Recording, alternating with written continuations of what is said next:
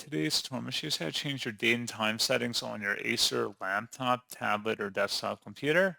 So this should hopefully be a pretty straightforward process here, guys. And without further ado, let's go ahead and jump straight into it. So all I have to do is open up the search menu, type in settings. Best results will come back with settings. Go ahead and select that. On the left panel, select where it says time and language. And then over on the right side where it says date and time, go ahead and select that.